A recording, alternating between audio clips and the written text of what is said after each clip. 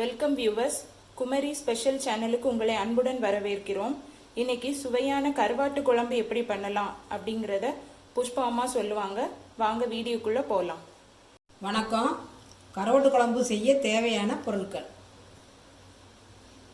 கருவாடு, என்ன கருவாடுனாலும் உபயோகிச்சுக்கலாம். நாங்கள் முரல் கருவாடு நல்லா இருக்கும். முறை கருவாடு நல்லா கழுவி சுத்தம் பண்ணி வச்சுருக்கோம்.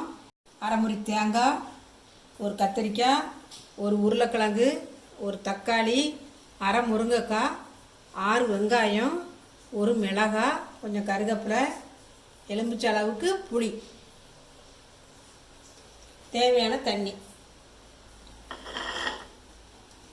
இது மீன் குழம்பு பொடி, அதில் மல்லிப்பொடி, வத்தப்பொடி எல்லாமே கலந்துருக்கோம். 2 டீஸ்பூன், 1 டீஸ்பூன் மஞ்சள், 1 டீஸ்பூன் ஜீரகம், தேவையான அளவு உப்பு.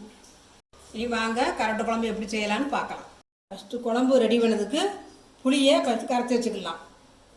அது தேவையான கொஞ்சம் தண்ணி, தேவையான உப்பு.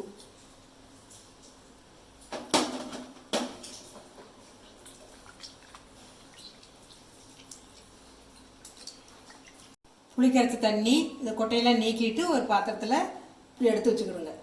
மசாலா அரைக்கிறதுக்கு ஃபஸ்ட்டு முதல்ல தேங்காயை போடுதேன்.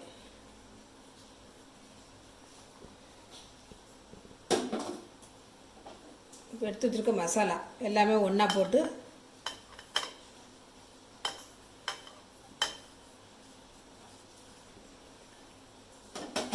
நறுக்கி வச்ச வெங்காயம் எல்லாமே ஒன்றா போட்டு தண்ணி ஊற்றி அரைக்கலாம்.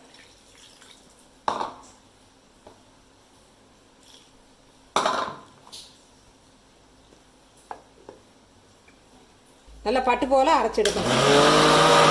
இப்படி பட்டு போல அரைச்சி எடுத்துக்கிடுங்க. அப்போ பற்ற வச்சு சட்டி அடுப்பு வைக்க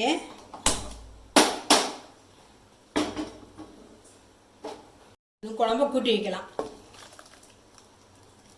அரைச்சி வச்ச மசாலையை சட்டியில் போட்டு குழம்ப கூட்டி வைக்கலாம்.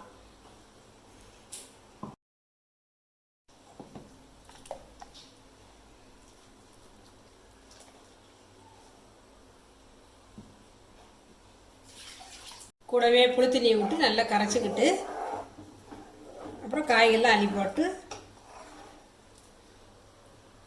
கத்திரிக்காய்,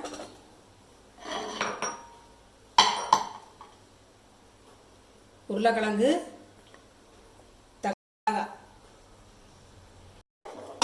எல்லாம் கூட்டி வச்சாச்சு. நல்லா திக்காக இருக்குது. தண்ணி வேணும்னா கொஞ்சம் கூட்டி வச்சுக்கலாம். இப்படி குழுகுழுன்னு இருந்தால் தான் நல்லாயிருக்கும்.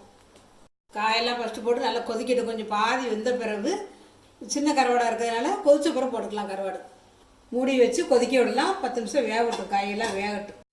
குழம்பு நல்லா கொதிச்சுட்டு காய் முக்கால்வாசி அவிஞ்சிட்டு முருங்கைக்காய் போடலாம். முருங்கைக்காய் லேசாக பிஞ்சாக இருக்கிறதுனால குழம்பு கொதிச்ச பிறகு போடணும். அதுபோல் கருவாடு பொடி கருவாடு, அதனால் கொதிச்ச பிறகு போட்டோம்னா அது ஒன்று போல் நல்லா எடுத்து சாப்பிட்றதுக்கு தோதாக இருக்கும். இது எவ்வளோ நேரம் இன்னும் வேகணும்? இதில் ஒரு 5 நிமிஷம் வந்தாலும் போதும். கொஞ்சம் 5-6 நிமிஷம் வந்ததுன்னா எல்லாம் வெந்துடும்.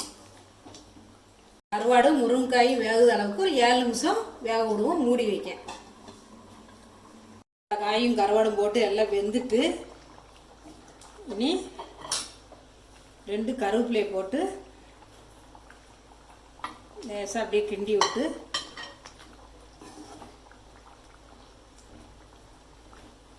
ஆஃப் பண்ணிடலாம். ஸ்டவ் ஆஃப் பண்ணிடலாம்.